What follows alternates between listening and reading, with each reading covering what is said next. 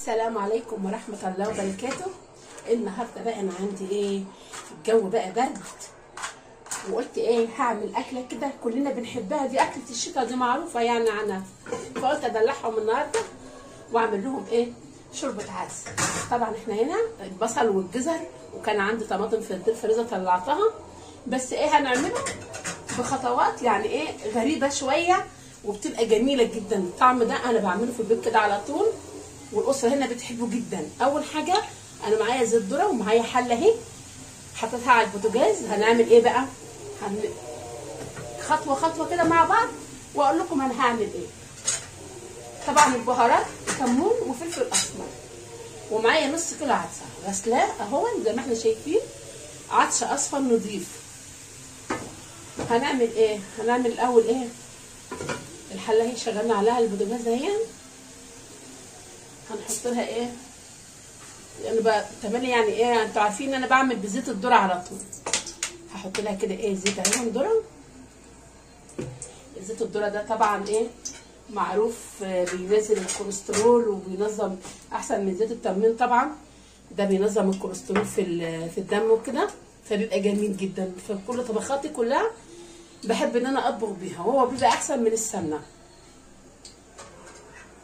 طبعا اول حاجه انا هعمل طريقه العدس غير اي حد ما بيعملها، طريقه جديده.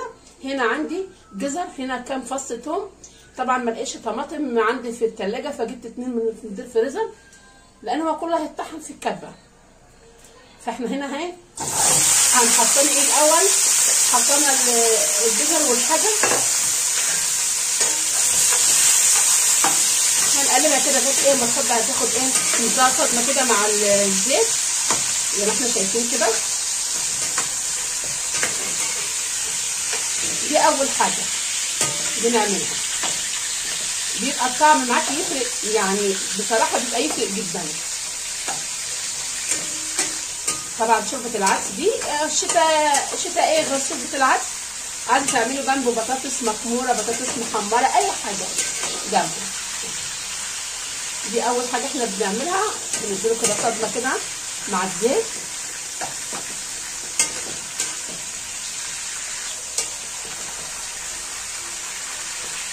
بسم الله ما شاء الله.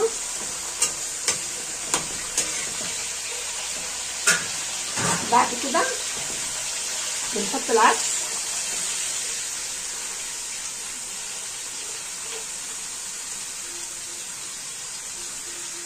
طبعا معايا نص كيلو عدس،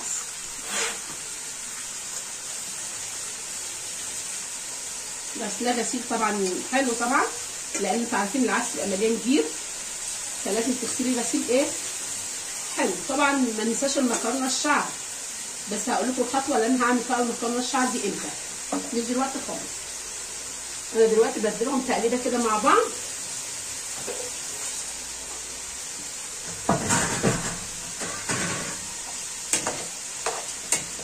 بنقلب كده كله مع بعض وبنديله صدمه. طبعا احنا من عشاق العدس، الشعب المصري بالذات. معرفش بقى الاخوه العرب هل هم برضه بيحبوا العدس زينا كده ولا بس احنا من عشاق العدس. الشوربه طبعا بنستخفاه وبيدفي المعده، احنا عايزين حاجه تدفينا، فدي من الاشياء اللي هي بتدفينا. طبعا هنحط الميه.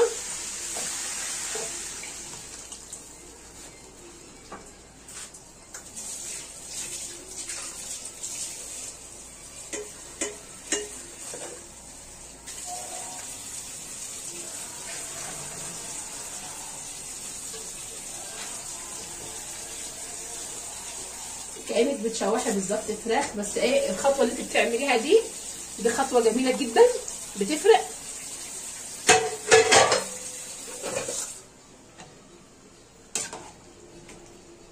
زي ما احنا شايفين كده كله كده مع بعض. هنعمل تاني؟ هنعمل تاني؟ هنحط معلقه كمون،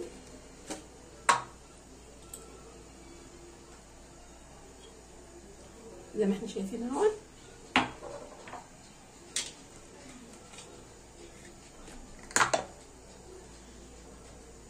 نص معلقه فلفل،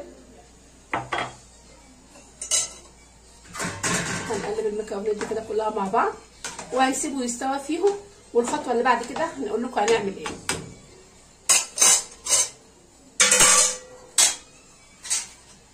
كده هنسيبه هنا نغطي عليه نار عاليه، وبعد كده نهدي النار. طبعا كده زي ما احنا شايفين كله مستوي. هنعمله ايه في الخلاط قبل ما النور يقطع؟ بس النور قرب يقطع، بالطماطم بتاعته بالجزر بكله اهو هنطحنه في الخلاط، وبعد كده هنحطه في حله واقول لكم الخطوه اللي بعدها ايه. كده انا هملي كده الخلاط وهنطحنه. زي ما احنا شايفين كده العدس بسم الله ما شاء الله شايفينه كده اهو. هنعمل ايه الخطوه اللي بعدها؟ ايه الخطوه الثانيه؟ هنشيل العدس هنحط كده على عين ثانيه هنا. وهعمل ايه بعد كده بقى؟ هجيب مقلايه اهي، مقلايه. طبعا النور قطع طبعا واضطريت ان انا ادق التومه في الهون بتاع ماما. طبعا هنا ولعنا اهو. هنعمل ايه بقى؟ تعملي ايه تاني؟ طبعا ما يحلى العدس.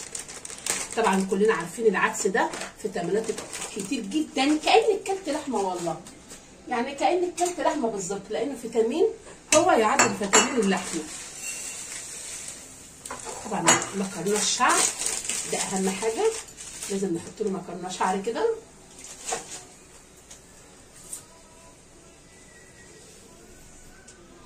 هنعملها بايه بقى؟ هنعملها بمعلقه سمنه المره دي. خلاص بقى احنا ايه حطينا زيت الذره، بعد كده هنحط معلقه سمنه بلدي، وحسب راحتك طبعا، دي حسب راحتك اهي زي ما احنا شايفين سمنه بلدي.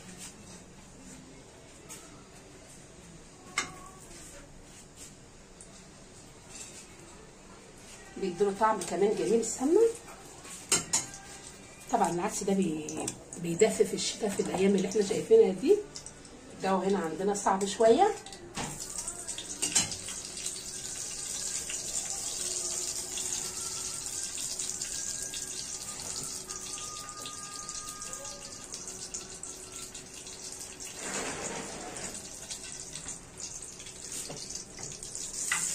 هنحط الاول ايه؟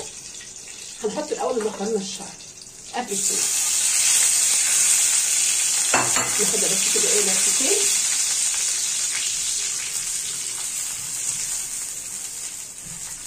وبعد كده نحط التوم. يعني وانت بعد ما تحمري المكرونه طبعا ما تسيبوش في العدس ايه كتير، علشان ما تعجنش معاكي، ما يعجنش العدس معاكي. كده انا هشيل كده المقلايه عشان احط الثوم، عشان بس ايه المقلايه دي بتزحلق. طبعا الكهرباء قطعت، كل يوم بتقطع عندنا ساعتين. نحمد ربنا على الامن والامان اللي احنا فيه. طبعا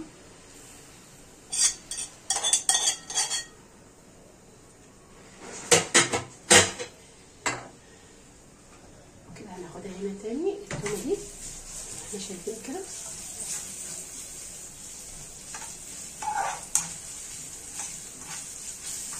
لغايه لما التومه تصفر كده مع العدس مع المكرونه الشعر.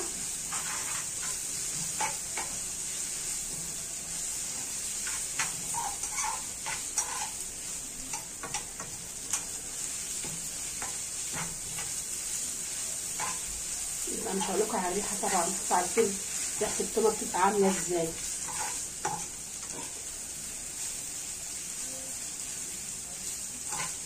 عايزين بس نصفرها بس.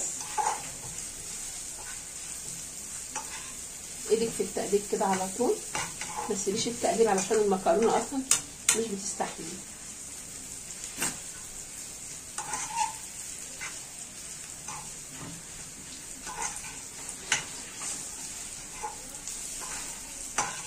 زي ما احنا شايفين كده بسم الله ما شاء الله.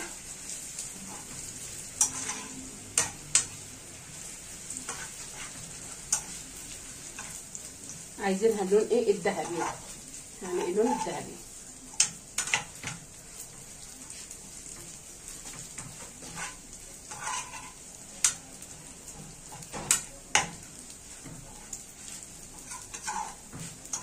معلقه السمنه برده، السمنه البلدي، اي سمنه انت بتحبيها، بس لما بتكون سمنه بلدي طبعا بتديها طعم ايه حلو. اي سمنه انت بتحبيها تحط لها معلقه. عايزه تكملي بزيت الذره او الزيت زي ما بتحبي الزيت، بس زيت الذره اصلا بيبقى لوش ريحه في اي اكل ليه غير زيت التومين. زيت التومين كده بيبقى ريحته مش كويسه في الاكل. زي ما احنا شايفين كده حمرنا الشعريه بالتومه، بسم الله ما شاء الله. وهنعمل ايه؟ لا هنركنها كده على جنب. ايوه، وهنحط العدس على البوتاجاز ايه شويه. طبعا الملح طبعا اللي انت بتحبيه، طبعا كل واحده عارفه الحدق بتاع بيتها. زي ما احنا شايفين كده بسم الله ما شاء الله. نديله بس ايه كده تسخينه، وبعد كده ايه هو كده يعتبر خلاص العدس خلص. يعني يعتبر هي اكله بسيطه جدا وسهله وما بتاخدش وقت، ما فيش جهد فيها، بس الطريقه هي اللي بتختلف شويه. يعني الطريقه هي اللي بتختلف من طريقه لطريقه، يعني من طريقه واحده لواحده بتختلف. فانا دي الطريقه اللي بحب اعملها وبتسعد اسرتي جدا. ولعلمكم بقى دي ممكن بقى تنفع فته، تنفع ان انت بتحبيه. لو انت بتحبي الفته ممكن تحمصي العيش وتقومي تفتي ايه طبق ليك كده، والله العظيم احلى من اللحمه، كانك بتاكلي لحمه بالظبط. يعني تعمليها كده بقى الفته ايه بشويه الثوم والخل، وتقومي حاطه كده على الوش كده، بتبقى جميله، بتبقى روعه جميله جدا. طبعا احنا هنا لما بنحط المكرونه مع الثوم ما تخلوهمش يعني غلوه والتانيه وصفه عليها. ليه؟ علشان ما يعجنش في العدس، وبعد كده العدس ايه يبقى معجن وناشف ووحش كده.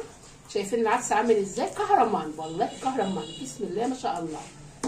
انا عايزه بس ايه ياخد تقليبه كده علشان ايه ننزله في نار ايه تبقى دافيه مش نار بارده، ما يبقاش العدس ايه بارد معانا.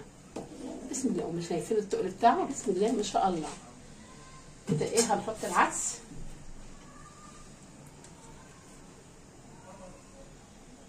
كده زي ما احنا شايفين كده في المقلايه. هنحط العدس بسم الله ما شاء الله، والله ولا كأني بعمل طشه ملوخيه. جميله ملوخيه سخنه اصلا. نحط البواقي ده كده ونغطيهوش، متحاوليش ان انت تغطيه، هو بياخد التقليبه بنديله بس تقليبه بس فيه. بسم الله ما شاء الله، اللهم صل على النبي. والملح اللي انت تحبيه، يعني ايه حسب ما الاسره بتاعتك شو بتحبيه الحدق بتاعه، اهم حاجه يكون مظبوط. يعني ما نحط له ملح لا كتير ولا قليل، في حدق المظبوط. انا حطيت الملح بتاعي،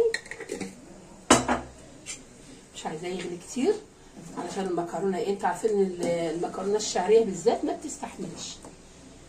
احنا شايفين كده محمرينها جميله، مش شايفين باينه في المعلقه ازاي؟ اللهم صل على النبي، بسم الله ما شاء الله. ولا اي قلب ولا اي زي من يعمل العدس، بس هما بيطلبوه مني هنا في البيت فانا بحب اعمله لهم. وطبعا بحب اراضي الجيران لان العدس كده كتير جدا علينا، ده نص كيلو بيرمي، نص كيلو بيرمي. طبعا انت بتعملي بمقدار، لو انت مش هتدي للجيران ونوصي على صابع جار يعني اكيد طبعا بتعملي حسب كوبايه عدس، كوبايه ونص حسب رغبتك انت بقى. طبعا ايدك كده في التقليب علشان ايه ما يلزقش. وكده ايه احنا كده هنعده للغريف، بيبقى احلى عدس من احلى مطبخ شعبي. بسم الله ما شاء الله، اللهم صل على النبي، بسم الله ما شاء الله. مش عايزاه يعجن منك خالص، زي ما احنا شايفين كده المكرونه مفلفله اهي فيه. يعني كده ثواني وهطفي عليه وهوريه لكم لما نيجي نقدمه. كده خلصت احلى شوربه عدس زي ما احنا شايفينها كده، بسم الله ما شاء الله. طبعا في عندي في البيت هنا طلبوها بالخل والثوم بالفته، بسم الله ما شاء الله، اللهم صل على النبي. دي احلى من 1000 لحمه وتدفى قلبك لو انت بردان في الشتاء. اللهم صل على النبي. اقول لكم ايه، اقول لكم تعالوا بقى اتغدوا معانا. وكمان ايه ما تنسوش كمان البصل الاخضر، اوعوا تنسوه. البصل الاخضر ده برضو بيبقى الناس طالبينه معاها. ويلا اقول لكم ايه، اقول لكم ان شاء الله كده اشوفكم في فيديو اخر من مطبخنا الشعبي.